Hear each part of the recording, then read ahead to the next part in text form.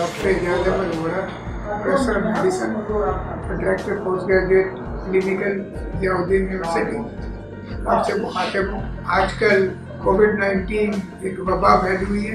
Pandemic से मुराद है कि ये जो आलमी वबा हो, दुनिया के तकरीबन हर मुल्क में ये मर्ज फैल गया। ये मर्ज बड़ा तेजी से फैलता है और इसका कोई इलाज दरियाफ्त नहीं हुआ। ये वायरस है।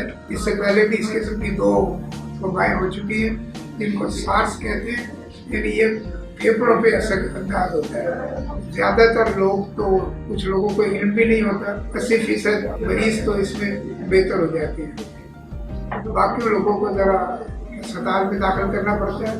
पर 5% ऐसे होते हैं जो इंतहाई नगदाश में चले जाते हैं, जिनको मसनूई सांस की जरूरत पड़ती है। खुसूसन उनके लिए मर्ज शिद्दत अख्तियार करता है, अमवात भी हो सकती है। और ज़्यादातर अमवात उन लोगों में हुई है जो 40, 50 और 70 की एज के दरमियान के। खुसूसन अगर आप बड़ी उम्र के हैं पर आपको पहले से ही कोई पेचीदा बीमारी है, यानी शुगर, हार्ट की बीमारी, तो इसमें फिर ये बीमारी की शिद्दत ज़्यादा होगी। इसका बेहतरीन इलाज प्रिवेंशन है और उसके लिए सोशल डिस्टेंसिंग का वर्ड यूज़ किया गया है। अगर आप घर से बाहर निकले तो कम से कम 6 फीट का फासला हो दूसरे शख्स के साथ, और बिना जरूरत घर से बाहर निकले नहीं, तो ये बहुत ज़रूरी है। और दूसरा, हाथ धोएं, क्योंकि ये नाक के ज़रिए, मुंह के ज़रिए अंदर जाते हैं। आँखों से भी वाक़यात हुए कि आँखों से भी किए, तो इसलिए मुँह ढाँपे रखें, मास्क पहने जब भी बाहर निकले, या कोई भी सूरत हो आप मुँह और नाक ढाँपें। तो ये ज़्यादातर तो इसमें एहतियाती तदाबीर है। दवाइयाँ बहुत सारी लोग कोशिश कर रहे हैं। अभी सबसे मौसर ज़रिया यही है कि आप घर पे रहिए, बड़ा ज़रूरत ना निकले। अगर बहुत ही कोई मजबूरी हो तो मास्क पहन के निकले, और कम से कम दूसरे शख्स से आपका 6 फीट का फासला होना चाहिए। ज़ाहिर है तमाम मुसलमान रोज़ा रखना चाहते हैं।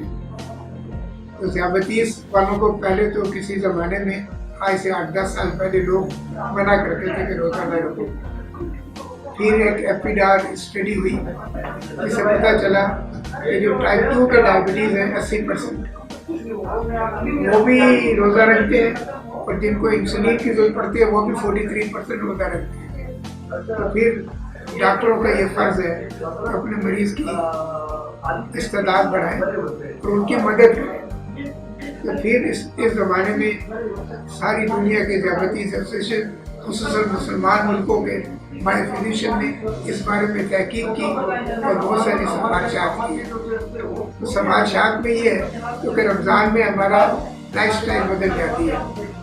इफ्तार का वक्त आपके हैवी मील का वक्त हो जाता है, तो आपको वो जो दवाइयाँ आप सुबह खाते हैं वो आप इफ्तार के वक्त में, और जो इफ्तार के और जो बाकी दवाइयाँ आप कम तादाद में सहर के वक्त में। आमतौर पर मेटफॉर्मिन या DPR-4 या ये जो आजकल लॉन्ग एक्टिंग इंसुलिन आई है और GPL-1 एनालॉग्स हैं, ये आपकी शुगर इतनी कम नहीं करते, तो ये इस्तेमाल हो सकती है। अगर आप इंसुलिन पर हैं तो आपको दवाई जो है ना निस्फ कर दें, जो आप इफ्तार के वक्त लेंगे, और उसके बाद 1/3 आप लेंगे सहरी से पहले। लेकिन इंसुलिन वालों को ये चाहिए कि दूसरे लोगों को शुगर की मॉनिटरिंग करें। तमाम उलमाए दीन ने किया कि शुगर टेस्ट करने से रोज़ा नहीं टूटता। तो आपको ज़रा भी अलामात हो, अगर आपकी ब्लड शुगर 70 से कम हो तो रोज़ा तोड़ना पड़ेगा, क्योंकि इंसानी जान, इस्लाम के रूप में इंसानी जान की ज़्यादा हिफाजत है। इसी तरह अगर आपकी ज़ियाबतीस पहले से पेचीदा थी, आप कॉम्प्लिकेशन में मुब्तला थे और आपको डायबिटिक कीटोएसिडोसिस जो शदीद कॉम्प्लिकेशन होती है, अस्पताल में दाखिल होना पड़े, ऐसे लोगों को हम मना करते हैं कि वो लोग न रखें। हामिला औरतों को, बच्चों को, और जिनको बहुत ही हार्ट फेलियर के मरीज़, उनको तकरीबन हम लोग मना करते हैं कि वो एंजियोप्लास्टी के मरीज़ अगर उनको एंजाइना का अटैक नहीं हो सकते तो वो रोज़ा रख सकते हैं। हार्ट वाले स्टेबल जो है तिब्बी रिसर्च निकलती है, ख़ासतौर पर जो न्यूज़ टाइप के होते हैं जिनमें तिब्बी मालूमात भी दी जाती है और कॉन्फ्रेंसों की रोज़ात भी पेश की जाती है। یہ اس لحاظ سے ڈائجسٹ ایک منفرد ہے. اس میں آرٹیکل بھی زیادہ ہوتی ہے اور بڑے اچھے طریقے سے ان کی پریزنٹیشن ہے.